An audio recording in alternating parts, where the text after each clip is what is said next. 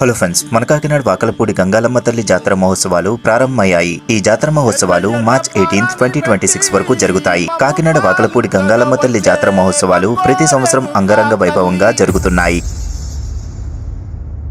నల్ల నల్ల కట్టుగా పెట్టి మమ్ముదయ సూడగ వచ్చే గంగోరను కాతల్లే కల్లు కల్లు గజలు కట్టి మమ్ము నడిపించగా వచ్చే